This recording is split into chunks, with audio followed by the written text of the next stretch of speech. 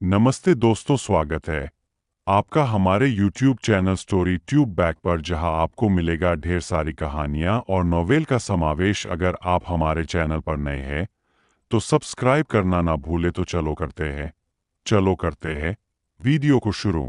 जहां ड्रैगन और इंसान आपस में टकराए थे, वहां से एक जोरदार टक्कर की आवाज आई। ड्रैगन का शरीर, जो अजीब आग से बना था, अवतार पर टूट पड़ा। जहां भी यह गुजरा, आसपास का स्थान तुरंत ढह गया। टक्कर के बिंदु पर आकाश से भारी मात्रा में रोशनी ड्रैगन के शल्कों की तरह टपका, जिन्हें बलपूर्वक खुरच दिया गया हो, जिससे नीचे 100 मील के दायरे में फैला जंगल पल भर में लावा के नरक में बदल गया। रोशनी ड्रैगन से टकराने के कुछ ही सांसों के बाद अवतार को अतुलनीय शक्तिशाली बल द्वारा बलपूर्वक उड़ा दिया गया। यद्यपि इस अवतार में ध्रुव के सभी मजबूत बिंदु शामिल थे, लेकिन इस अवतार में केवल शक्ति पूर्वज की ताकत थी, जिसे रोशनी ड्रैगन की भयावह टक्कर को सहन करने में कठिनाई हुई। एक जोरदार धमाके के साथ अवतार को रोशनी ड्रैगन ने उड़ा दिया और नीचे नरक में गिरा दिया। अवतार को इतना जोरदार झटका लगने के बाद वास्तविक शरीर के रूप में ध्रुव का भी स्वाभाविक रूप से इसमें शामिल होना स्वाभाविक था। जैसे ही अवतार को उड़ाया गया, ध्रुव का बैठा हुआ शरीर अनायास ही कांप उठा। इस क्षण उसकी सामान्य अभिव्यक्ति भी थोड़ी बदल गई थी। हालांकि ऐसा था, फिर भी ध्रुव ने अपना मन स्थिर रखा। उसके मन में एक विचार आया और उसने एक बार फिर अवतार को वापस बुलाया। विशाल रोशनी ड्रैगन का शरीर हवा में घूम रहा था और उसके मुंह से कई धीमी और गहरी ड्रैगन जैसी दहाड़ें निकल रही थीं। जैसे ही अवतार ने अपना शरीर स्थिर किया, रोशनी ड्रैगन एक बार फिर बेरहमी से उसकी ओर टूट पड़ा। अवतार एक बार फिर बेरहमी से नारकीय नरक में धंस गया। यह सिलसिला 10 घंटे तक चलता रहा। ध्रुव के सामने खड़ा विशाल अजगर आखिरकार तितर बितर हो गया जब सुबह की पहली किरण क्षितिज से चमकी। धीरे धीरे आसमान में घने गरजते बादलों की एक परत छा गई। बिजली का परीक्षा। अवतार के निर्माण का सबसे महत्वपूर्ण क्षण आ ही गया था। ध्रुव ने आकाश में गरजते बादलों को देखा। अनायास ही उसके हृदय में गर्व की लहर दौड़ गई। ध्रुव के मुंह के कोने पर मुस्कान उभर आई जब उसने उस अवतार को देखा जो अब वास्तविक होता जा रहा था। इस प्रफ्ट डोडेडेंड समय इस अवतार की शक्ति पहले ही विद्वान रैंक के 8वें तारे के शिखर तक पहुंच चुकी थी। यह विद्वान रैंक के 9वें सितारे से बस एक कदम दूर था। इसे बस सफलतापूर्वक सफलता पाने के लिए एक अवसर की आवश्यकता थी। यह बिजली परीक्षा सबसे अच्छा अवसर था। हाँ, आओ, मुझे भी तो देखने दो कि यह बिजली परीक्षा कितनी शक्तिशाली है। इस समय ध्रुव अपना पूरा ध्यान अपने सामने वाले अवतार पर केंद्रित कर चुका था। उसने अवतार को नियंत्रित किया। उसका शरीर कांप उठा और वह तुरंत आकाश में उड़ गया। वह गरजते बादलों की ओर दौड़ा। आसमान में गरजते बादल ने मानो ध्रुव के उकसावे को भांप लिया था।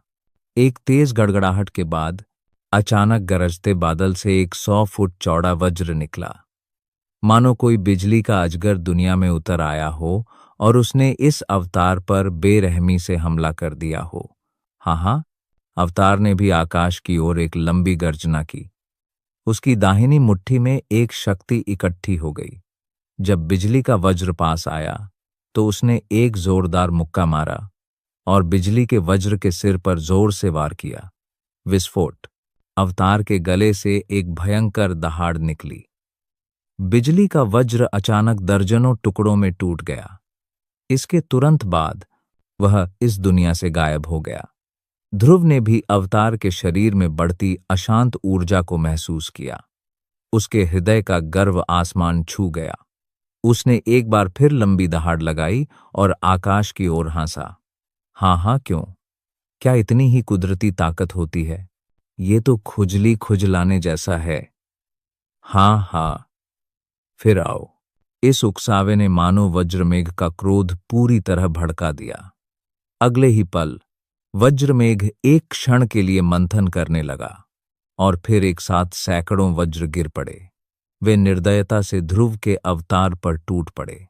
इस क्षण ध्रुव के हृदय में अंततः एक गंभीर भावना जागृत हुई। उसकी दोनों मुट्ठियां धीरे धीरे भींच गईं। उसके शरीर के भीतर का शक्ति उसकी भुजाओं पर इकट्ठा हो गया। उसकी दोनों आंखें सैकड़ों वज्रों को गौर से देखने लगीं। उसके बाद उसका शरीर चमक उठा और वह एक बार फिर आकाश की ओर दौड़ पड़ा। ध्रुव अपने मन में स्पष्ट रूप से समझ गया था कि अगर यह अवतार इन 100 वज्रों को सफलतापूर्वक सहन कर लेता है तो इसकी शक्ति निश्चित रूप से 9 सितारा विद्वान रैंक तक पहुंच जाएगी। हालांकि उन सभी को एक ही वार में सहन करने का प्रयास करना थोड़ा सनकीपन था।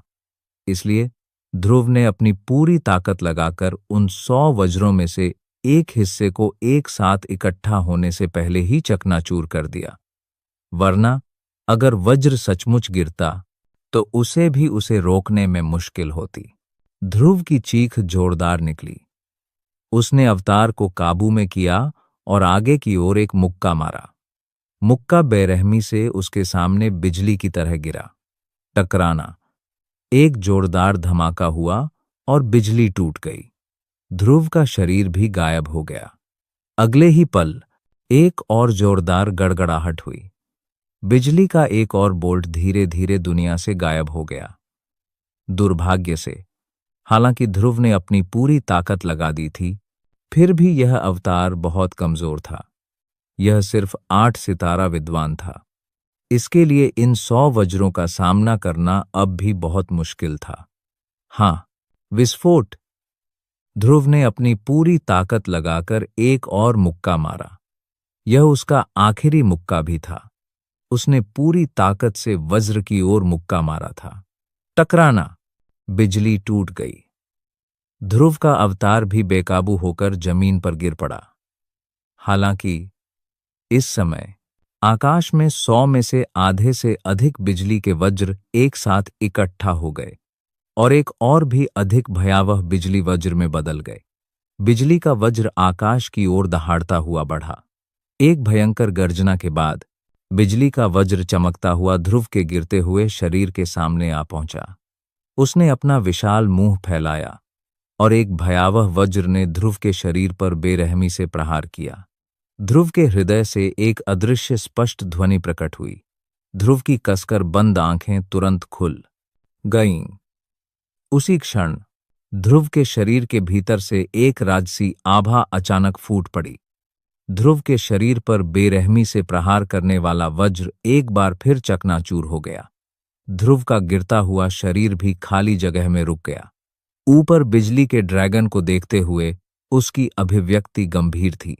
हालांकि उसके अवतार ने एक महत्वपूर्ण क्षण में सफलता हासिल कर ली थी और उसकी ताकत 9 सितारा विद्वान रैंक तक पहुंच गई थी, लेकिन उसके सामने यह बिजली का वज्र स्पष्ट रूप से ऐसा कुछ नहीं था जिससे ध्रुव का अवतार आसानी से निपट सके। इस क्षण ध्रुव ने आखिरकार अपने दिल पर एक दबाव महसूस किया। गर्जन! बिजली के वज्र का विशाल शरीर एक भयंकर गर्जना के साथ धीरे धीरे मुड़ा। फिर वह अचानक एक संकुचित स्प्रिंग की तरह ध्रुव की ओर बढ़ा। ध्रुव ने लापरवाही बरतने की हिम्मत नहीं की। उसका शरीर तेजी से पीछे की ओर खिंचा और उसके शरीर के भीतर का शक्ति तेजी से उसके हाथ में इकट्ठा हो गया। देखते ही देखते वह एक विशाल तलवार में बदल गया। उसके हाथ हिलना बंद नहीं हुए। जैसे ही विशाल तलवार उसके हाथ में आया, ध्रुव उसे घुमाने लगा। इसने उसके शरीर के चारों ओर एक सुरक्षा कवच बना दिया। यह ध्रुव की दूसरी खास तकनीक थी, विकराल तलवार तकनीक। जैसे ही ध्रुव ने विकराल तलवार छोड़ा, बिजली के वज्र ने उसे निगल लिया। उसके भयंकर काटने के कारण ध्रुव को विकराल तलवार तकनीक इस्तेमाल करने में और भी मुश्किल होने लगी। एक पल सहने के बाद उसके हाथ में मौजूद शक्ति से बने विशाल तलवार ने आखिरकार एक धमाका किया और अनगिनत छोटे छोटे शक्ति प्रकाश बिंदुओं में फट गया। बिजली के वज्र के तीखे दांतों ने भी ध्रुव के अवतार की ओर हिंसक रूप से काट लिया। जैसे ही ध्रुव एक गंभीर अंदरूनी शक्ति आघात सहने के लिए तैयार हुआ। एक हल्की सी ची ध्वनि निकली। बिजली का वह वज्र जो उसकी ओर हिंसक रूप से काट रहा था, वह भी उसी क्षण पूरी तरह से गायब हो गया जब उसने अपनी आंखें उठाईं। बिल्कुल सही, वह पूरी तरह से गायब हो गया था। 1000 फीट लंबा एक बिजली का वज्र अचानक इस दुनिया से गायब हो गया था। उसकी सारी आभा गायब हो गई थी। ऐसा लग रहा था जैसे ध्रुव ने जो कुछ भी पहले देखा था वह बस एक सपना था। वह अतुलनीय रूप से भ्रामक लग रहा था। ध्रुव का चेहरा भी अजीब सा था जब उसने अपने सिर के ऊपर खाली जगह देखी। कुछ देर पहले वहां अभी भी एक बिजली का वज्र था जिसकी ताकत बहुत भयानक थी। कम से कम इस अवतार के सामने इसे भयावह माना जा सकता है। तेज हवा की आवाज सुनाई दी। ध्रुव को उसके आलिंगन में गर्माहट महसूस हुई। उसने देखने के लिए अपना सिर नीचे किया और उसके मुंह के कोने पर एक गर्म मुस्कान उभर आई।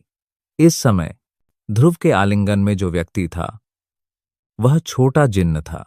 इस दुनिया में यह संभावना थी कि छोटा जिन्न ही एकमात्र ऐसा था जो स्वर्गीय बिजली को एक पल में हल कर सकता था।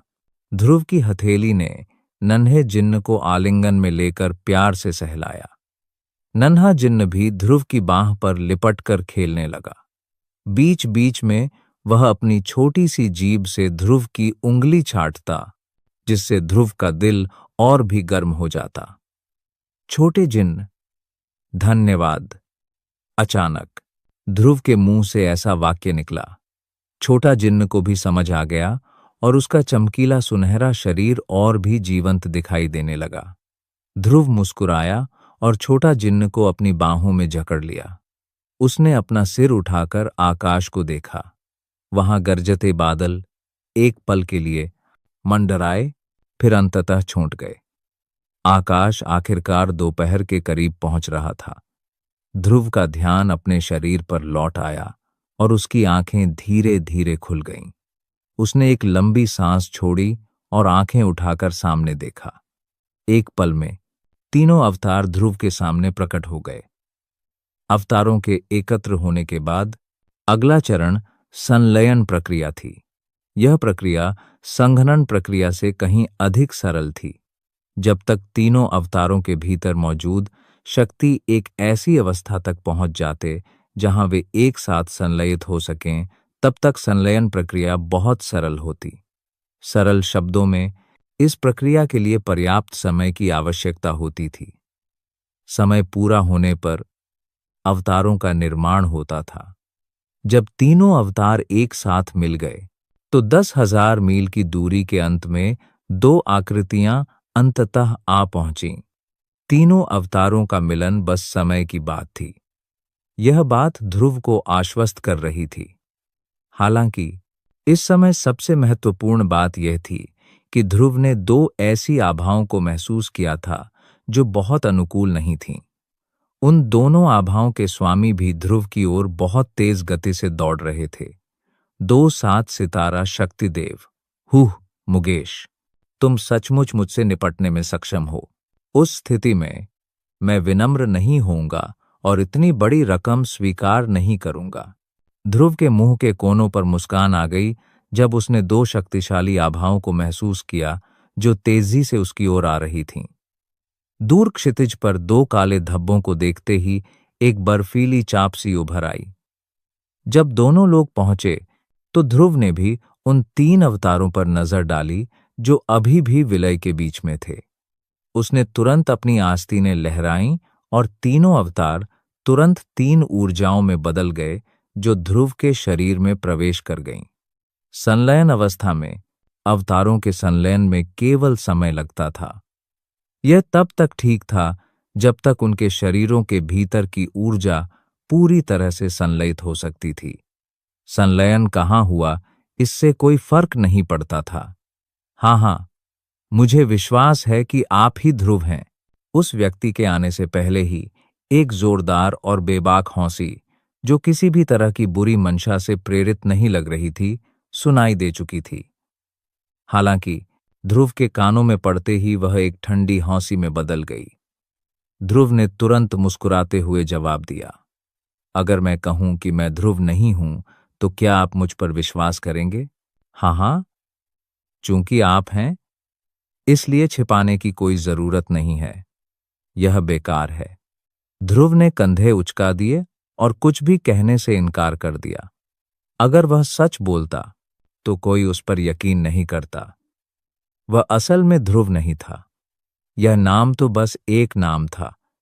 ऐसा नहीं था कि उन दोनों बुजुर्गों को उस पर यकीन नहीं था। मिस्टर ध्रुव, मेरा मानना है कि आप पहले से ही जानते हैं कि हम दोनों क्यों आए हैं। जब वे उसके सामने पहुंचे तो दो बूढ़े लोगों में से एक, जिसके चेहरे पर एक निशान था, ने ध्रुव को देखा और बोलते हुए जोर से हंसने लगा। ध्रुव के मुंह के कोने पर एक ठंडी मुस्कान उभर आई। उसने अपना सिर थोड़ा झुकाकर बूढ़े की तरफ देखा और धीरे से हंस दिया। चूंकि तुम दोनों को मुकेश से लाभ मिला है, मुझे डर है कि तुम दोनों आज मुझे जरूर मार डालोगे। यह सुनकर दोनों बूढ़े एक साथ हंस पड़े। उन्होंने एक दूसरे को देखा, तभी दूसरे बूढ़े ने ध्रुव की तरफ देखा और मुस्कुराते हुए मुंह खोला। मैं शाकुर हूं और यह दारा है। मुझे आश्चर्य है कि क्या ध्रुव हम दोनों को जानते हैं? नहीं, मुझे नहीं मालूम। ध्रुव भावशून्य था। उसने धीरे से अपना मुंह खोला और जवाब दिया। यह सुनकर दोनों के माथे पर बल पड़ गए। फिर शाकुर मुस्कुराया और बोला, यह सही है। अगर हम एक दूसरे को नहीं जानते तो कोई बात नहीं। अब जब हम एक दूसरे को जानते हैं तो सही। इसके अलावा भाई दारा और मैं दोनों ही 7 सितारा शक्तिदेव हैं। बेशक हम दोनों यह भी जानते हैं कि तुम्हारे पास एक बेहद शक्तिशाली तकनीक है जिससे तुम 6 सितारा शक्तिदेवों का भी आसानी से सामना कर सकते हैं। हालांकि हम दोनों के सामने मुझे लगता है कि तुम्हारे लिए उस तकनीक का इस्तेमाल करना मुश्किल होगा। इसलिए ध्रुव के चेहरे पर अब भी उदासीनता थी, मानो वह बूढ़ा आदमी जिसके बारे में बात कर रहा था वह नहीं था। वह बेहद उदासीन लग रहा था। ध्रुव की बातें सुनकर शाकुर की भयावह बूढ़ी आंखें ध्रुव को घूरने लगीं। उसने धीरे से कहा, तो हम दोनों तुम्हें ज्यादा सम्मानजनक मौत देने की योजना बना रहे हैं। इससे हमें तुमसे लड़ने में अपनी ताकत बर्बाद करने की परेशानी से भी छुटकारा मिल जाएगा। तुम खुद को मार डालो। ध्रुव ने अपनी भौहें उठाईं। इन दोनों बुजुर्गों को उसकी ताकत पर पूरा भरोसा था। हालांकि ध्रुव फिर मुस्कुराया। उसने अपनी आंखें उठाकर शाकुर की ओर देखा और व्यंग्यात्मक लहजे में कहा, मुझे माफ करना, लेकिन मैं एक नीच इंसान हूं। अगर तुम मुझे मरवाना चाहते हो तो मुझे डर है कि तुम दोनों को कुछ मेहनत करनी पड़ेगी, वरना तुम दोनों अपनी ताकत यहीं बर्बाद कर दोगे। जैसे ही ध्रुव ने ये शब्द कहे, दोनों बूढ़े तुरंत एक साथ ठंडी खर्राटे लेने लगे। उन्होंने ध्रुव को घूरा और ठंडी आवाज में चिल्लाए, ध्रुव, क्या तुम सचमुच चाहते हो कि हम दोनों तुम्हारे साथ लड़ें? ध्रुव ने उपहास किया और टिप्पणी करने से इनकार कर दिया। आसमानी फना कदम पर ध्रुव के वर्तमान नियंत्रण के साथ रफ्तार के मामले में दो मात्र 7 सितारा शक्तिदेव उससे कहीं कमतर थे। विनाशकारी शौर्य कमल का उपयोग करना उसके लिए एक आसान काम था। यद्यपि विनाशकारी शौर्य कमल का उपयोग करने से वह केवल उनमें से एक से लड़ने में सक्षम होगा, और उस समय ध्रुव की थकावट अपेक्षाकृत बड़ी होगी। अगर वह उन्हें हरा नहीं सका तो ध्रुव अभी भी भाग सकता है। अगर वह उन दो बूढ़ों में से किसी एक को मार देता तो मुकेश भविष्य में उसका सामना करते समय थोड़ा ज्यादा संयमित रह पाता। इससे उसे कुछ परेशानियों से भी बचाव मिलता। ध्रुव के शांत रवैये से दोनों बूढ़ों के दिलों में गुस्सा भड़क उठा। तुरंत उन्होंने ठंडी सांस ली और ध्रुव पर फिर से ठंडी आवाज में चिल्लाए, ध्रुव, चूंकि तुम हम दोनों से लड़ने पर जोर दे रहे हो, इसलिए हम दोनों तुम्हें 7 सितारा शक्तिदेव की शक्ति का अनुभव कराएंगे। यह ऐसी चीज नहीं है जिसकी तुलना 6 सितारा शक्तिदेव से की जा सके। उनके मुंह से शब्द निकलते ही शाकूर का शरीर हिल गया और ध्रुव की ओर बढ़ गया। ध्रुव, मैंने सुना है कि तुम्हारे पास असाधारण रफ्तार वाली तकनीक है। उस स्थिति में मुझे यह देखने दो कि क्या यह मेरे डोमेन में पहले की तरह ही तेज है। हाँ, ठंडा बर्फ डोमेन। एक धमाकेदार चीख के साथ शाकुर का पहना हुआ काला लबादा तुरंत चकनाचूर हो गया। उसकी जगह उसके शरीर पर बर्फ के टुकड़ों से भरा एक ठंडा कवच आ गया। जैसे ही ठंडा बर्फ का कवच प्रकट हुआ, शाकुर के शरीर से एक बर्फीली आभा फैल गई जो दुनिया को जमा सकती थी। शाकुर के चारों ओर 1000 मील का दायरा ठंडी बर्फ की दुनिया में बदल गया। यहां तक कि नीचे का नारकीय नरक भी ठंडी बर्फ से जम गया। इससे यह देखा जा सकता है कि शीत बर्फ क्षेत्र कितना भयावह था। जिस क्षण शीत बर्फ क्षेत्र फैला, ध्रुव ने भी महसूस किया कि आसपास के स्थान का तापमान हड्डियों को जमा देने वाला ठंडा हो गया था। इतने भयावह रूप से कम तापमान के साथ यह संभव था कि अग्नि से लगाव रखने वाला एक रैंक 9 तिलस्मी जानवर भी इसे 2 सांसों के लिए भी सहन नहीं कर पाएगा। एक 7 सितारा शक्तिदेव सचमुच डरावना था। आसपास के माहौल में आए बदलाव से ध्रुव के हाव भाव भी थोड़े बदल गए। हालांकि बस इतना ही था। ध्रुव को जिस चीज से सबसे कम डर लगता था वह थी ठंडी बर्फ, क्योंकि चाहे उसका प्रतिद्वंद्वी कितना भी ठंडा क्यों न हो, उसकी दिव्य रोशनी के सामने वह बिल्कुल बेकार थी। एक पल में जब ठंडा बर्फ क्षेत्र ध्रुव के शरीर के चारों ओर फैल गया, तो शाकुर का शरीर भी तुरंत ध्रुव के शरीर के दाईं ओर प्रकट हुआ। कोल्ड आइस हाथ। एक धीमी चीख के साथ ध्रुव की दाहिनी हथेली अचानक बर्फ, नीली ठोस बर्फ की एक परत से ढक गई। जब हथेली बाहर फेंकी गई तो ध्रुव के आस पास का वातावरण पहले से ही बर्फ की एक मोटी परत से ढका हुआ था। यहां तक कि ध्रुव के हाथ की गति भी तुरंत धीमी हो गई।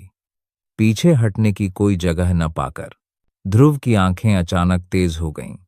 उसके शरीर के भीतर की दिव्य रोशनी तुरंत भड़क उठी और उसके आस पास की बर्फ तेजी से पिघल गई। इससे शाकुर की आंखों में सदमा दौड़ गया।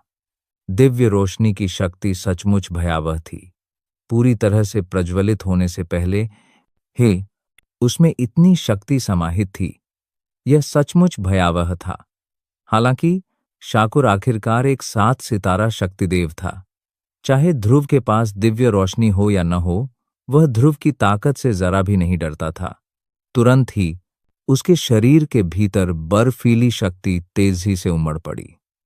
उसके दाहिने हाथ पर रखा ठंडा बर्फीला ताड़ का पेड़ भी इस पल और भी ठंडा हो गया।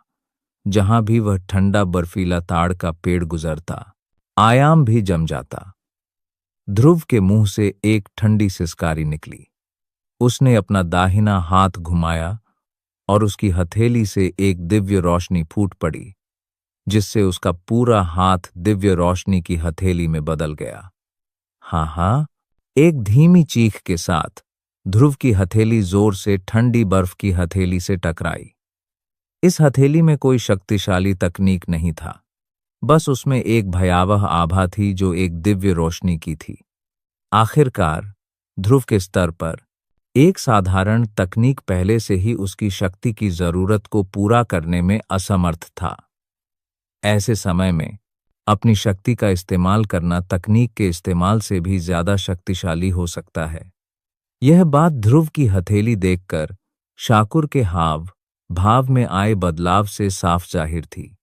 ध्रुव की इस हथेली का सामना करते हुए शाकुर के मन में जरा भी लापरवाही बरतने की हिम्मत नहीं थी। टकराना। अगले ही पल दोनों लोगों की बर्फ और आग की हथेलियां, जिनकी आभा भयानक थी, एक दूसरे से जोर से टकराईं। एक प्रचंड और प्रचंड शक्ति तूफान टक्कर वाली जगह से तुरंत अलग हो गया, जिससे 5000 किलोमीटर के दायरे में आकाश ऐसा प्रतीत हुआ मानो पानी से धुल गया हो। बड़े बड़े बादल, जो पहले आराम से तैर रहे थे, तुरंत शून्य में बदल गए।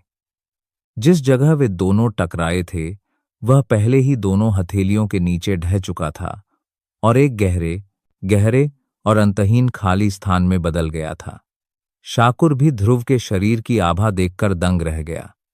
उसे उम्मीद नहीं थी कि ध्रुव सचमुच बिना हारे उससे सीधा मुकाबला कर पाएगा। यह इंसान वाकई इंसानों में एक ड्रैगन था, कुलीनों में एक कुलीन। अगर उसे भविष्य में बढ़ने दिया जाए तो मुमकिन है कि इस दुनिया में उसके लिए जगह हो। बदकिस्मती से आज वे निश्चित रूप से दुश्मन बन जाएंगे। अगर वे अभी सुलह करना भी चाहें तो भी यह नामुमकिन है। पीछे मुड़ने में बहुत देर हो चुकी है। चूंकि यही हाल था, इसलिए उन्हें उसे मारने के लिए अपनी पूरी ताकत लगानी होगी। उन्हें उसे भागने का मौका नहीं देना चाहिए।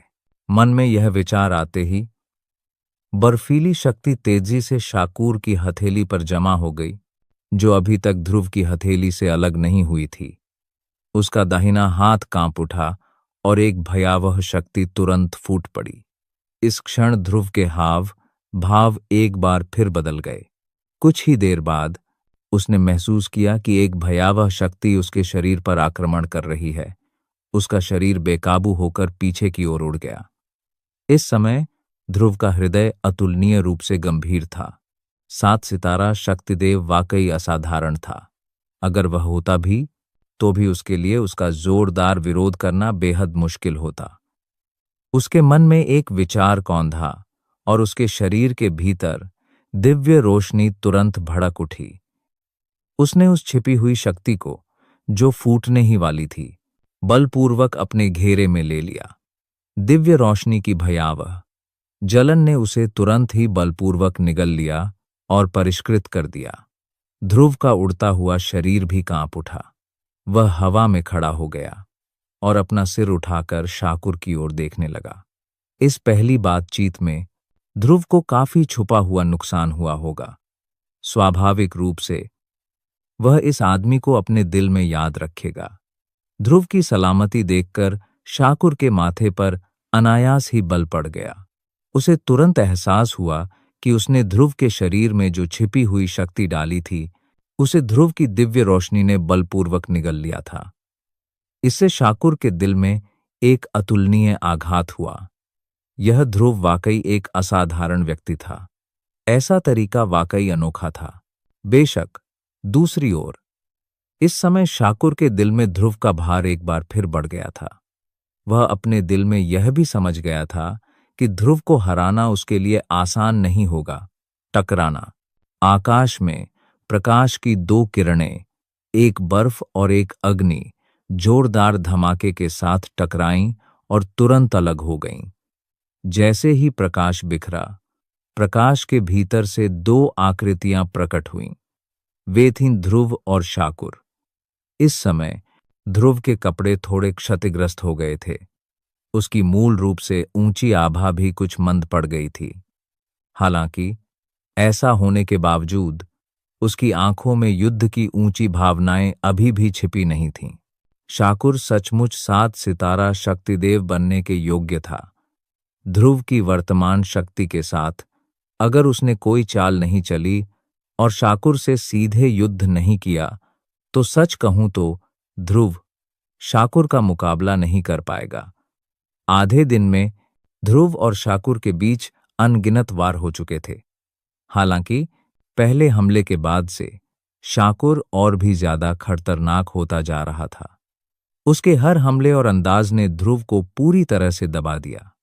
यदि ध्रुव को दिव्य रोशनी और आसमानी फना कदम का संरक्षण प्राप्त न होता, तो यह संभावना थी कि ध्रुव पहले ही शाकुर के भयंकर हमलों से पराजित हो चुका होता।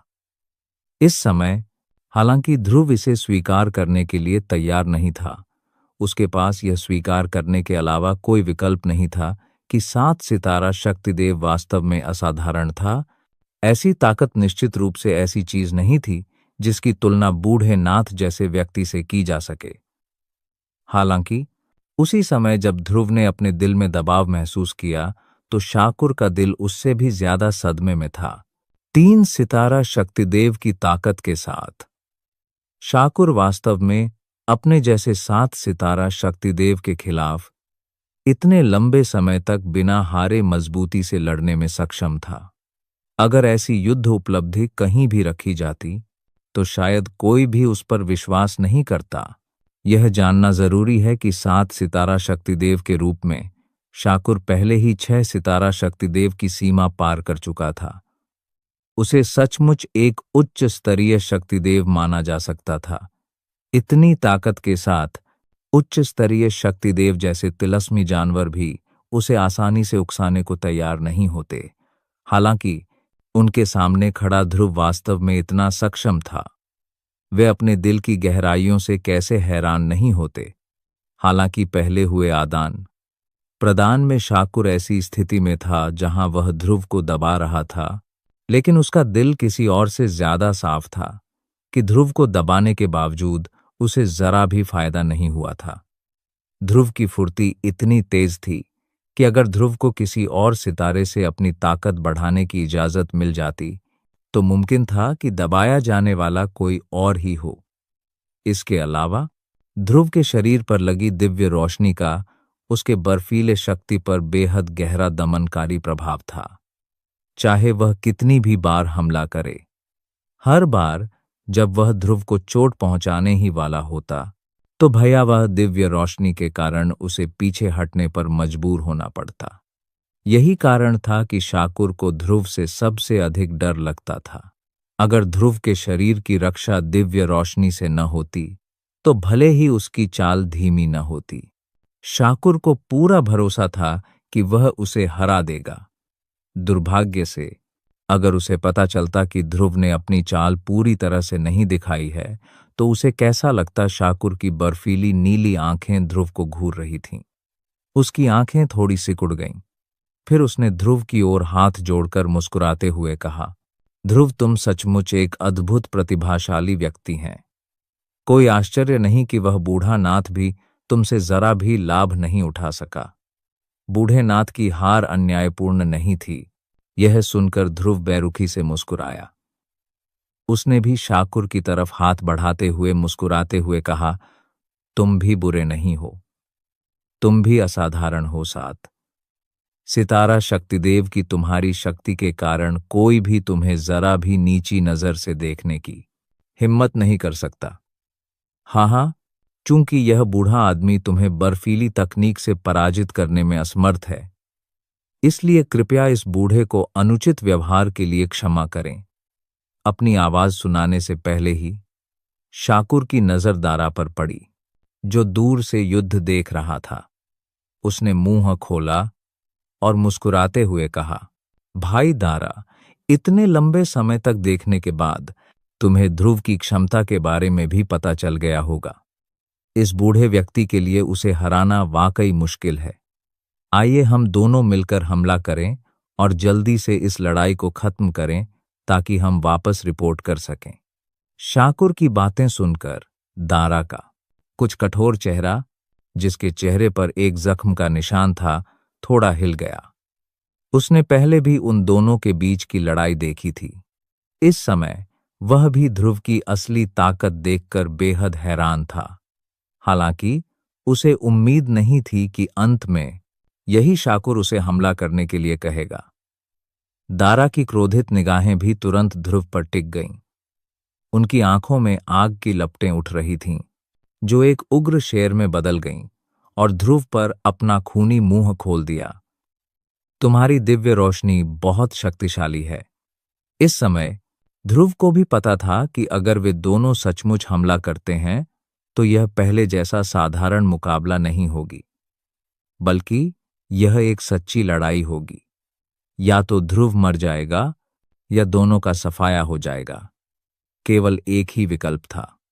दारा के मुंह से शब्द सुनने के बाद ध्रुव एक बार फिर मुस्कुराया और मुस्कुराते हुए कहा, क्या संयोग है, आग से खेलते हुए मैं कभी किसी से नहीं हारा। आज मैं तुम्हारे साथ 7 सितारा शक्तिदेव से लड़ूंगा। ध्रुव की आवाज सुनाई देने के बाद ध्रुव के शरीर के सभी छिद्रों से अचानक एक भयावह दिव्य रोशनी फूट पड़ी, जिसने तुरंत ध्रुव को एक भव्य ज्वलंत व्यक्ति में बदल दिया। उसी समय आसमान तक पहुंचती एक गर्म लहर तेजी से ध्रुव के शरीर में फैल गई। ध्रुव के शरीर को घेरे हुए ठंडी बर्फीली आभा एक बार फिर सिकुड़ गई। इस क्षण शाकुर की आंखों के भाव एक बार फिर बदल गए। ध्रुव को देखने वाली उसकी निगाहें और भी ज्यादा सदमे से भर गईं। यह ध्रुव वास्तव में अपनी ताकत छिपा रहा था। हालांकि दारा को इसका कुछ भी एहसास नहीं हुआ। उसका मजबूत शेर जैसा शरीर अचानक झटका खा गया और एक बेहद गर्म और दबंग रोशनी फूट पड़ी और उसके पूरे शरीर को लपेट लिया। यह उमड़ती रोशनी उसके चेहरे पर एक क्रूर और दबंग शेर के सिर में भी बदल गई, जो बेहद शक्तिशाली लग रहा था। यह दृश्य देखकर शाकुर के मन में एक विचार कौंधा। उसके शरीर के भीतर का शक्ति तेजी से ऊपर उठा। आसपास की गर्म हवा की जगह एक बार फिर एक भयावह ठंडी बर्फीली आभा ने ले ली। बर्फ पूरी तरह से खुला है, अत्यधिक ठंडा बर्फ। आग का शेर, शाकुर और दारा के मुंह से अचानक दो जोरदार चीखें निकलीं। उसी समय उनके पैरों के नीचे एक रोशनी कौंधी और तेजी से पूरे आकाश में फैल गई। संयोग से ध्रुव उस क्षेत्र में समा गया। जब दोनों क्षेत्र आपस में टकराए तो ध्रुव ने पाया कि बर्फ और आग के क्षेत्रों की ताकत वास्तव में एक बेहद अजीब तरीके से आपस में मिल रही थी। यह बिल्कुल हड्डियों को कंपा देने वाली रोशनी की तरह था। हालांकि इसकी ताकत बहुत कम थी, लेकिन दोनों क्षेत्रों के विलय से बने इस नए क्षेत्र की ताकत मूल से भी ज्यादा थी। यह देखकर ध्रुव ने अनायास ही अपनी भौहें चढ़ा लीं। ये दोनों लोग वाकई काबिल थे। वे दो बिल्कुल अलग अलग क्षेत्रों को एक साथ मिलाने में कामयाब रहे। वे वाकई एक ही मूल के होने के लायक थे। हालांकि ध्रुव तुरंत मन ही मन धीरे से हंस पड़ा। उसकी आंखों में एक अजीब सा भाव उभर आया जब उसने उस विलीन क्षेत्र को देखा जिसने उसे अपनी ओर खींचा था। उसके होंठ थोड़े से खुले और उसने धीरे से एक वाक्य उगल दिया, दिव्य रोशनी क्षेत्र।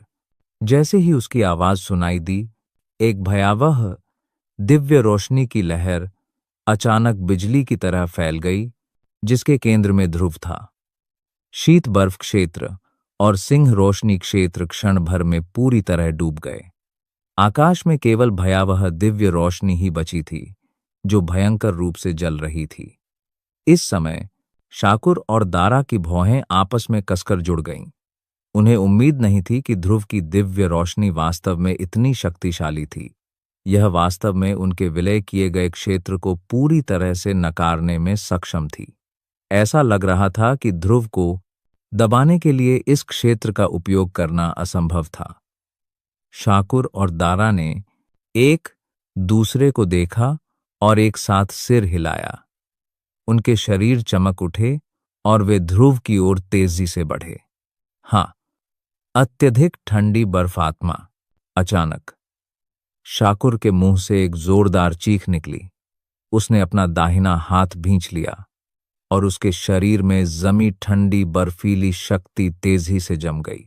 बस कुछ ही सांसों में वह जम गई और एक ठंडे बर्फीले ड्रैगन के सिर में बदल गई, जिसने उसके कसकर भींचे हुए हाथ को जोर से जकड़ लिया। दूसरी तरफ से दारा ने भी अचानक एक धमाकेदार दहाड़ लगाई जो आसमान तक पहुंच गई। उसके चेहरे पर मौजूद सजीव उग्र शेर भी अचानक बाहर आ गया। वह एक पूरे शेर के सिर में बदल गया और गुस्से से ध्रुव की ओर बढ़ गया।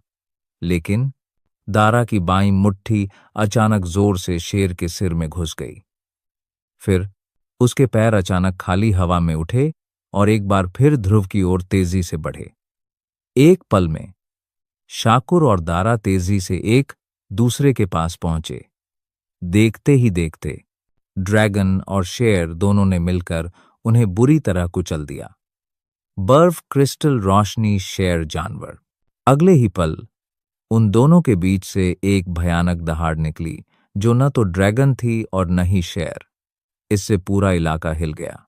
इस जंगली और हिंसक दहाड़ से उन दोनों के आसपास का स्थान तुरंत ढह गया। एक विशालकाय तिलस्मी जानवर जिसका रूप बेहद अजीब था, धीरे धीरे उन दोनों के ऊपर की खाली जगह से बाहर निकला। इस तिलस्मी जानवर का शरीर बेहद विशाल था। उसे देखकर ही लग रहा था कि ध्रुव का लगभग आधा रोशनी क्षेत्र उसके शरीर से ढका हुआ है।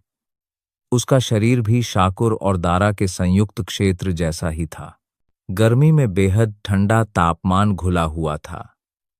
धरती हिला देने वाली एक भयानक दहाड़ सुनाई दी। शाकुर और दारा ने एक साथ अपने मन में आदेश दिया और उस विशालकाय जानवर ने एक ऐसी आभा धारण की जो आकाश को भी छू सकती थी, और वह हिंसक रूप से ध्रुव की ओर बढ़ा। वह जहां से भी गुजरा, खाली जगह ढह गई। उसके पैरों के नीचे ठंडी बर्फ और लावा था। एक नजर में वह एक असाधारण आभा वाले विशालकाय देवता जैसा प्रतीत हुआ। एक तिलस्मी जानवर, अत्यधिक गर्मी और अत्यधिक ठंड, इन दो तत्वों को, जो स्वाभाविक रूप से एक दूसरे के विरोधी थे, बखूबी मिलाने में सक्षम था। ध्रुव के नजरिए से भी उसे यह रहस्यमय लगा। यह दुनिया वाकई हर तरह की अजीबोगरीब चीजों से भरी हुई थी। बेशक यह विशाल जानवर शक्तिशाली हो सकता है, लेकिन वर्तमान ध्रुव के दृष्टिकोण से इससे निपटना और भी आसान था। अगर शाकुर और दारा अलग अलग ध्रुव से निपटते तो शायद वे उसे कुछ दबाव महसूस करा पाते। हालांकि इस समय उन दोनों ने बार बार इस तरह के संयुक्त हमले का इस्तेमाल किया था। बर्फ और आग एक हो गए थे। इस तरह ध्रुव के लिए अब वे जरा भी खतरा नहीं थे। हालांकि उसने बर्फ के क्रिस्टल की रोशनी वाले शेर को अपनी ओर आते देखा, लेकिन ध्रुव का जरा भी इरादा नहीं था कि वह बच निकले। बल्कि बर्फ के क्रिस्टल की रोशनी वाले शेर को देखते हुए उसका चेहरा उदासीन था। ऐसा लग रहा था मानो सामने वाले में उसे नुकसान पहुंचाने की जरा भी क्षमता नहीं है। ऐसा लग रहा था कि इससे बर्फ के क्रिस्टल की रोशनी वाला शेर भी क्रोधित हो गया। ध्रुव की उदासीन निगाहों के नीचे उसकी मूल राक्षसी आभा 9 स्वर्गों तक पहुंच गई। उसने आकाश में राजा जैसी गर्जना की, जिससे 10,000 किलोमीटर के दायरे में मौजूद सभी तिलस्मी जानवर तुरंत जमीन पर गिर पड़े। उनके शरीर कमजोर हो गए और वे डर के मारे कांप भी नहीं पा रहे थे। इससे अंदाजा लगाया जा सकता था कि इस बर्फ के क्रिस्टल की रोशनी वाले शेर की शक्ति कितनी भयावह थी। पल भर में बर्फ के क्रिस्टल वाला रोशनी शेर ध्रुव के सामने आ पहुंचा। उसने अपना खूनी मुंह खोला और ध्रुव को निगल गया। अगर वह ध्रुव को निगल जाता तो शायद मौजूदा ध्रुव भी गंभीर रूप से घायल होने से बच नहीं पाता। जैसे ही बर्फ के क्रिस्टल की रोशनी वाले शेर के बड़े मुंह ने पहले ही ध्रुव के सिर को अंधेरे में ढक लिया था, घनी सफेद लपटों का एक समूह अचानक ध्रुव के शरीर पर प्रज्वलित हो गया।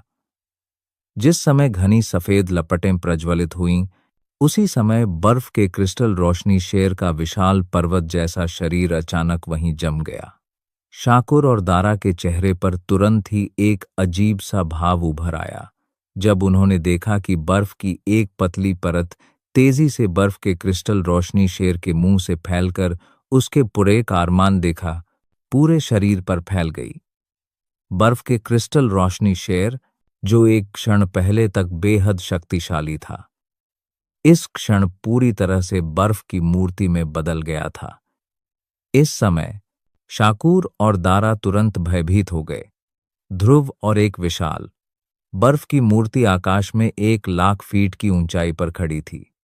इस समय शाकुर और उनकी दोनों की नजरें सामने खड़े युवक पर टिकी थीं। उनकी आंखें अविश्वास से भरी थीं। वे चाहे जितना भी सोचें, वे सोच ही नहीं पा रहे थे कि उन दोनों ने मिलकर जो बर्फ के क्रिस्टल जैसा रोशनी शेर बनाया था, उसे ध्रुव इतनी आसानी से कैसे जमा सकता है। इसके अलावा शाकुर की जोड़ी की जांच के बाद बर्फ की मूर्ति में जरा सी भी शक्ति की लहर नहीं बची थी। यहां तक कि उन दोनों के बीच का संबंध भी पूरी तरह टूट गया था जब बर्फ के क्रिस्टल की रोशनी वाला शेर पूरी तरह से जम गया था। इस समय बर्फ का क्रिस्टल रोशनी शेर पूरी तरह से बर्फ की मूर्ति में बदल गया था। ध्रुव की आंखें सामने बर्फ की मूर्ति को देखते हुए उदासीन थीं। उसकी आंखों में एक ठंडी चमक झिलमिला रही थी। यह बर्फ के क्रिस्टल की रोशनी वाला शेर बेहद दबंग था। अगर ध्रुव के पास घोरस की सफेद सी दिव्य रोशनी न होती तो शायद यह कहना मुश्किल होता कि क्या होता। इसी वजह से शाकुर की जोड़ी ने इस पल ध्रुव की हत्या की मंशा को सचमुच जगा दिया था। इस लड़ाई में शाकुर की जोड़ी निश्चित रूप से मर जाएगी। उसके शरीर पर घनी सफेद रोशनी धीरे धीरे गायब हो गई। ध्रुव ने धीरे से अपना दाहिना हाथ उठाया। फिर उसने बर्फ के क्रिस्टल की रोशनी वाले शेर की बर्फ की मूर्ति का सामना किया और अचानक उसे कसकर पकड़ लिया। दरार। एक स्पष्ट ध्वनि सुनाई दी। विशाल पर्वत जैसा बर्फीला रोशनी शेर ध्रुव के हाथों में आते ही बर्फ के टुकड़ों में बिखर गया और आकाश में फैल गया। इसके तुरंत बाद ध्रुव के भयावह रोशनी क्षेत्र में वह शून्य में बदल गया। इस समय शाकुर की जोड़ी का संयुक्त हमले आइस क्रिस्टल रोशनी शेर ध्रुव द्वारा पूरी तरह से नष्ट कर दिया गया था। हमले का लक्ष्य ध्रुव पूरी तरह से सुरक्षित था। ध्रुव ने इस टक्कर में पूर्ण विजय प्राप्त कर ली थी। हाँ, तुम दोनों को इस तरह के संयुक्त तकनीकों का उपयोग जारी रखने की कोई आवश्यकता नहीं है। तुम दोनों की ताकत से तुम मुझे घायल कर सकते हो। हालांकि अगर तुम दोनों ऐसा करने पर अड़े रहे तो चाहे कितने भी लोग हों, यह बेकार होगा। बर्फ की मूर्ति के टूटने के बाद ध्रुव ने मुड़कर शाकुर की जोड़ी को देखकर हल्की सी मुस्कान दी। शाकुर और दारा को आखिरकार एक बात समझ में आ गई, और जिस तरह से दारा ने ध्रुव को देखा उससे ऐसा लग रहा था कि उसे कुछ समझ आ गया है।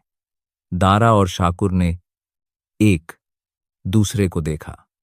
तुरंत उन्होंने अपनी नजरें ध्रुव पर घुमाईं। उनके हमेशा भावशून्य चेहरों पर इस पल एक गंभीर भाव प्रकट हुआ।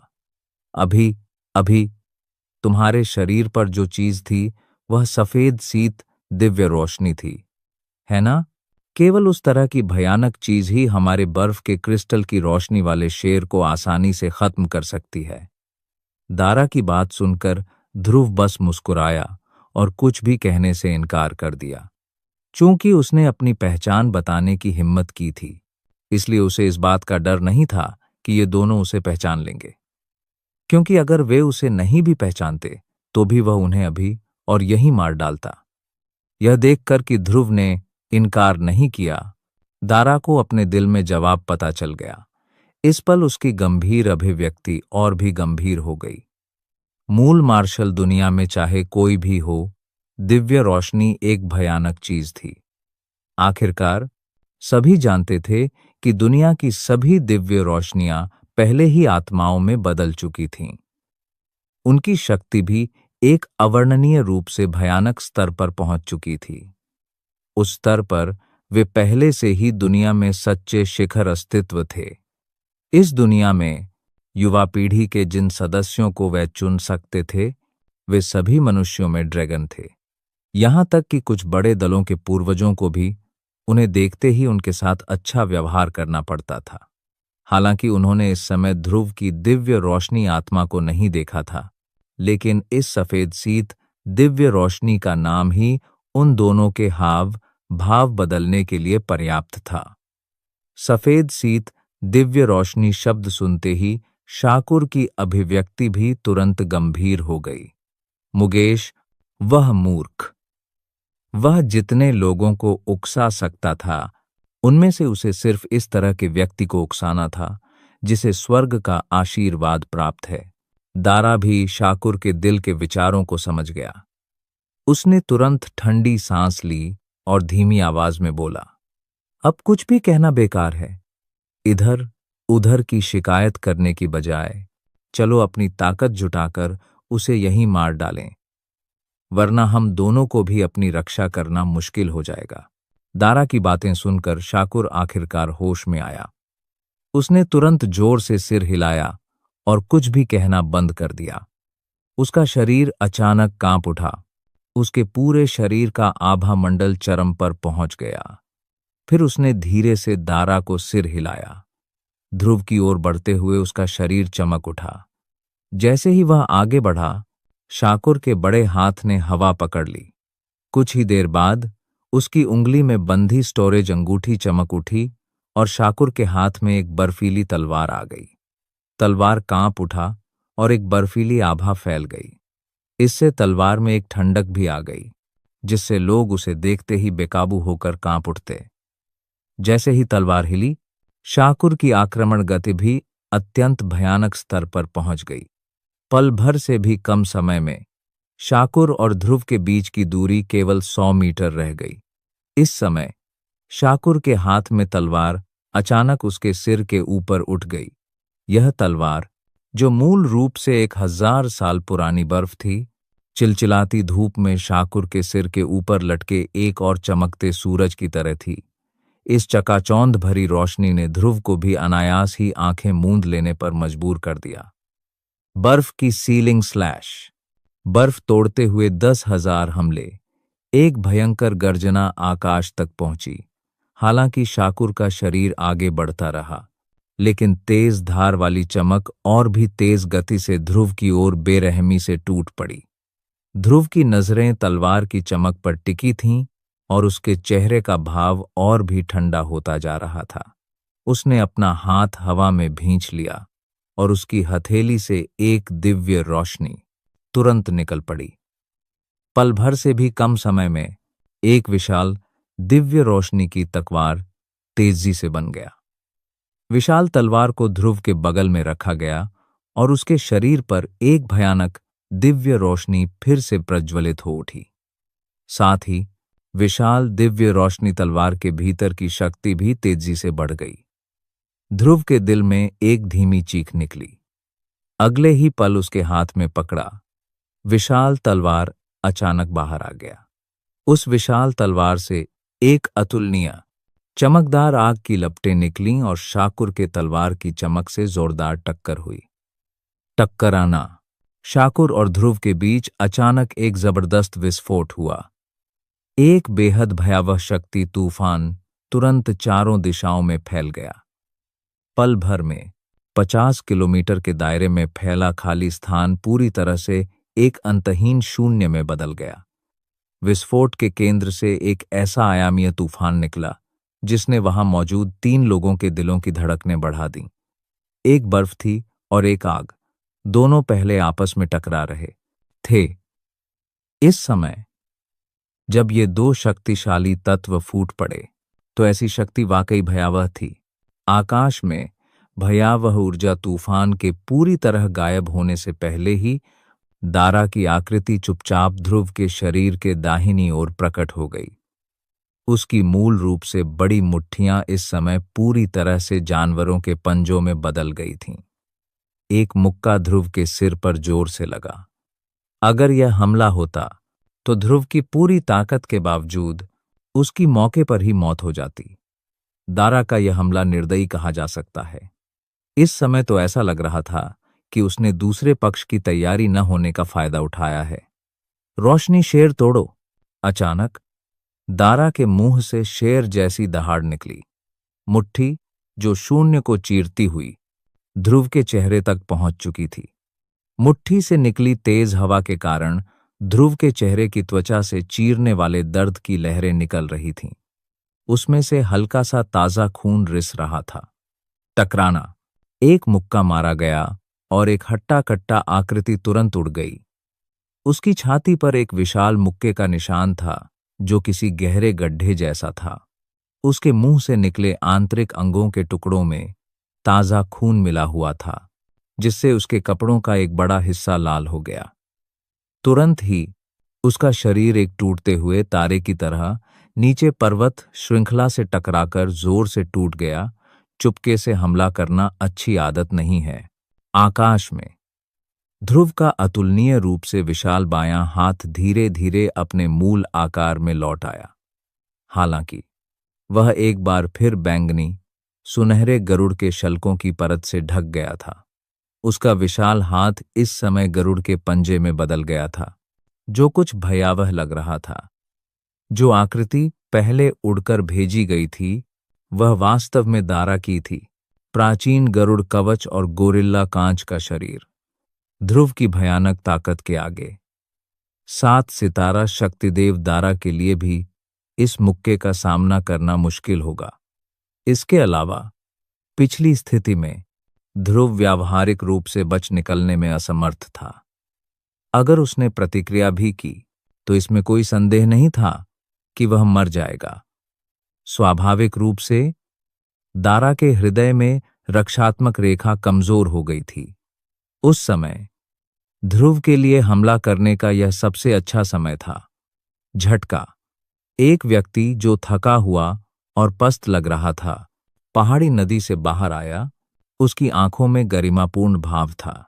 दारा के रैंक बढ़ने के बाद से ही उसके भौतिक शरीर को उनके सबसे बड़े हथियारों में से एक माना जाता था। जब वे दूसरों से लड़ते थे तो किसी भी हथियार का इस्तेमाल नहीं करते थे। इसके बजाय वे पूरी तरह से अपने विकसित किए हुए चट्टान जैसे भौतिक शरीर पर निर्भर रहते थे। उसके शारीरिक बल के कारण उसके जैसे ही स्तर के योद्धा भी उसके सामने लापरवाही बरतने की हिम्मत नहीं कर पाते थे। हालांकि उसे उम्मीद नहीं थी कि जिस शारीरिक बल पर उसे इतना गर्व था वह आज ध्रुव के सामने इतना कमजोर हो जाएगा। जब ध्रुव ने दारा के अनिच्छुक भाव देखे तो उसने मन ही मन आह भरी और धीरे से अपना सिर हिलाया। वह दारा को कुछ भी समझाने में बहुत आलसी था। गरुड़ खून और प्राचीन गरुड़ कवच के साथ वर्तमान ध्रुव एक साधारण प्राचीन गरुड़ के बराबर था। स्वाभाविक रूप से उसके भौतिक शरीर की शक्ति के बारे में ज्यादा कुछ कहने की जरूरत नहीं थी। इस दुनिया में जहां ताकत को सम्मान दिया जाता था वहां प्राचीन गरुड़ के भौतिक शरीर के मामले में प्रथम होने का दावा करने की हिम्मत शायद ही कोई कर पाता। दारा वास्तव में भौतिक शरीर के मामले में ध्रुव से मुकाबला करके अपना अपमान चाह रहा था। हालांकि जिस क्षण ध्रुव ने दारा की ओर देखा किसी अज्ञात कारण से अचानक उसके पीछे शाकुर का रूप प्रकट हुआ।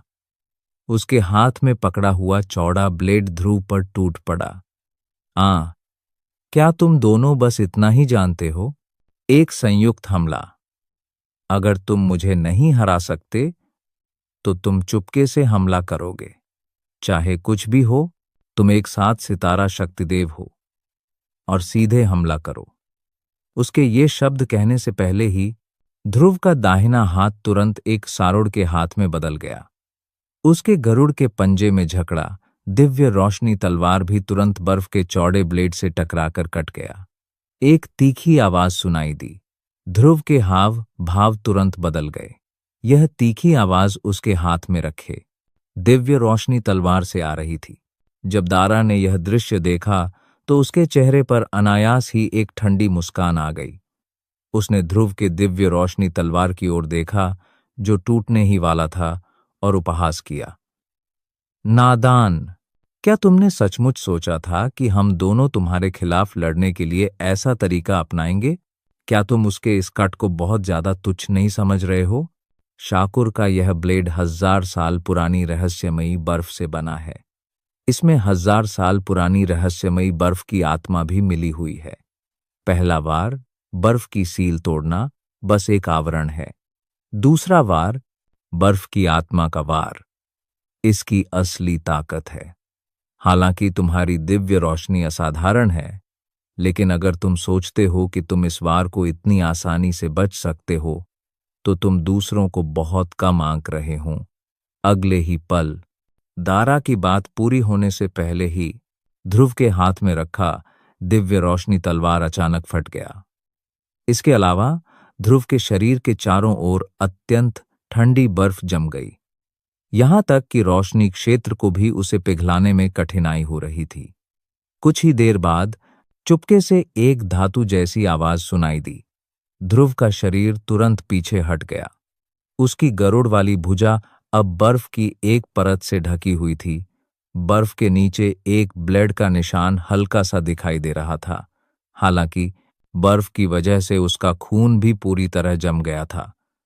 अगर दिव्य रोशनी ध्रुव के शरीर की रक्षा न कर रही होती तो शायद सिर्फ उसकी भुजा ही नहीं जमती, हालांकि वर्तमान ध्रुव को अपने हाथ पर जमी बर्फ हटाने का मौका नहीं मिला, चाहे कितनी भी ठंड क्यों न हो। दिव्य रोशनी के साथ उसके शरीर को नुकसान पहुंचाना मुश्किल था। उस पल शाकुर की पहले से साफ आंखें पूरी तरह से आग की रोशनी से भर गईं।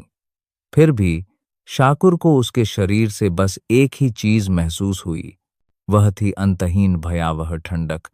ऐसा लग रहा था कि उसके पिछले वार ने ध्रुव को पूरी तरह से क्रोधित कर दिया था। मैं तुम्हें एक सलाह दूंगा, अगर तलवार नष्ट हो गया तो व्यक्ति मर जाएगा। ध्रुव की आवाज अभी सुनाई ही दी थी कि उसकी दोनों आंखों की जगह बर्फ जैसी ठंडी आभा ने ले ली। उसका शरीर, जो अभी अभी पीछे हटा था, चमक उठा। उसी समय शाकुर के पीछे का स्थान एक बार फिर ढह गया। शाकुर के पीछे एक विशाल सुनहरा दानव प्रकट हुआ। सुनहरी रोशनी की आड़ में बैंगनी सुनहरे गरुड़ के शल्क चमक रहे थे। एक विशाल ड्रैगन का पंजा इतनी तेजी से शाकुर की पीठ की ओर बढ़ा कि मानो आयाम को चीर सकता था। ध्रुव के दिल में काली तलवार पहले से ही उसकी वर्जित चीजों में से एक बन चुका था। हालांकि दिव्य रोशनी तलवार दिव्य रोशनी से बना था, लेकिन उसने काली तलवार की भूमिका भी निभाई। अब जबकि उसका हथियार दूसरी बार नष्ट हो चुका था, ध्रुव स्वाभाविक रूप से क्रोधित था। जब ध्रुव की विशाल आकृति शाकुर के पीछे प्रकट हुई तो शाकुर ने तुरंत प्रतिक्रिया व्यक्त की। ध्रुव की विचित्र आकृति को देखकर शाकुर एक पल के लिए स्तब्ध रह गया। हालांकि उसकी आकृति तेजी से पीछे हट गई और उसके हाथ में तलवार जोर से उसके सामने घूम गई। फिर उसने ध्रुव के गरुड़ पंजे पर बेरहमी से वार किया। टक्कर के बिंदु से एक तेज आवाज के साथ तेज चिंगारियां निकलीं। ध्रुव का गरुड़ पंजा एक पल के लिए ब्लेड से अवरुद्ध हो गया। हालांकि एक पल बाद शाकुर के हाथ में ब्लेड ध्रुव के पंजे से दब गई। उसी समय दूसरे गरुड़ पंजे ने शाकुर के सिर को बुरी तरह जकड़ लिया। तीक्ष्ण गरुड़ पंजा एक शक्तिशाली आभा से भरा हुआ था जो आयाम को चीर सकती थी, और यह शाकुर की आंखों में तेजी से फैलती जा रही थी। इस निर्णायक क्षण में शाकुर को अपने हाथ में ब्लेड की परवाह नहीं रही। इसके बजाय उसने जोर से ब्लेड की मूठ पर थप्पड़ मारा। चिंगारियां उड़ीं और ध्रुव के गरुड़ पंजों से बैंगनी सुनहरे गरुड़ के शल्क और थोड़ा खून गिर पड़ा। लेकिन ध्रुव को इसकी कोई परवाह नहीं थी। उसने ब्लेड हाथ में ली और जोर से पीछे फेंकी। ब्लेड तेजी से अनंत पर्वत श्रृंखला की ओर चली। दूसरा गरुड़ पंजा शाकुर के सिर के ऊपर पहुंचा। एक वार से शाकुर की मौत पक्की हो जाती। आकाशीय रोशनी का शेयर टूट जाओ। अचानक दारा की जंगली जानवर जैसी दहाड़ फिर से हवा में गूंज उठी। एक विशाल आग का गोला, जो उल्कापिंड जैसा था, भी तेजी से शाकुर के सिर के ऊपर गरुड़ के पंजे की ओर बढ़ा। पल भर में दोनों में जोरदार टक्कर हो गई। टकराना। हालांकि ध्रुव को इस जोरदार प्रहार से कोई नुकसान नहीं हुआ, फिर भी वह खुद को एक बड़ा कदम पीछे हटने से नहीं रोक सका। उसके पीछे की जगह भी ढह गई। शाकुर, जल्दी से अपनी यह चाल चल और उसे खत्म कर दे, वरना आज हम दोनों यहीं मर जाएंगे। जब ध्रुव को पीछे धकेला जा रहा था, दारा का चेहरा गंभीर था और वह जोर से शाकुर को पुकार रहा था। शाकुर ने जब दारा की बातें सुनी तो उसे एहसास हुआ कि वह अपने मन में क्या कह रहा है। उसने तुरंत जोर से सिर हिलाया। उसका पैर अचानक हवा में उठा और उसका शरीर चमक उठा। वह ध्रुव के सिर के ऊपर प्रकट हुआ। उसी समय उसके शरीर के भंवर में मौजूद सारी शक्ति तेजी से उसकी हथेलियों की ओर इकट्ठा हो गया। एक बेहद ठंडा बर्फ का गोला भी तेजी से बना। आह, अत्यधिक ठंडी बर्फ आत्मा, मेरे लिए बनो। अचानक शाकुर के मुंह से एक जोरदार दहाड़ निकली। उसके शरीर में शक्ति के प्रवाह की गति और भी तेज हो गई। ध्रुव ने अभी अपना शरीर स्थिर किया ही था और अभी पूरी तरह से संभला भी नहीं था कि उसके सिर के ऊपर खड़े शाकुर ने अचानक अपनी हथेली ध्रुव के सिर की ओर जोर से घुमाई। मुट्ठी भर बर्फ का एक मोती एक भयावह आभा लिए हुए था जो दुनिया को जमा सकता था और ध्रुव के सिर की ओर तेजी से बढ़ा। हाँ, विस्फोट। अत्यधिक ठंडी बर्फ आत्मा दुनिया को जमा दे और सारे जीवन को दफना दे। मेरे लिए सील कर दे टकराना। एक ठंडी चीख अभी सुनाई ही दी थी कि बर्फ का वह मोती जो अभी तक ध्रुव के सिर को नहीं छू पाया था, अचानक टूट गया। एक बेहद जबरदस्त बर्फबारी तेजी से फैल गई। ध्रुव का विशाल शरीर एक सांस से भी कम समय में पूरी तरह जम गया। ऐसा होने पर भी शाकुर और दारा ने जरा भी आराम करने की हिम्मत नहीं की। उनके शरीर हवा में उठ गए और एक त्रिकोण बन गया जिसके बीच में ध्रुव था। दोनों हाथों ने तेजी से मुहरें बना दी। दोनों ने कई जटिल मुहरें तेजी से बना दी जिससे देखने वाले दंग रह गए। आकाश की सीमा, रहस्यमय बर्फ, सील बर्फ आत्मा, रहस्यमय मार। आकाश की सीमा, रहस्यमय रोशनी, सील शेर दिल, रहस्यमय मार। एक निश्चित क्षण में दोनों हथेलियों की गति अंततः धीमी हो गई। मुहरें बनते ही उनके मुंह से धीरे से चीख निकली। इस समय हालांकि इन दोनों लोगों की हथेलियों की आभा स्वर्ग विरोधी कही जा सकती थी, लेकिन उनके हाव भाव देखकर लग रहा था कि वे उतने शांत नहीं थे। बेशक शाकुर की तुलना में दारा की थकान काफी कम थी। इस समय वे थोड़ी बेहतर स्थिति में दिख रहे थे। जब ध्रुव को देखा, जो पहले से ही पूरी तरह से जम चुका था, तो उस समय भी जरा सी भी हलचल नहीं थी। ऐसा लग रहा था जैसे वह सचमुच पूरी तरह से जम गया हो।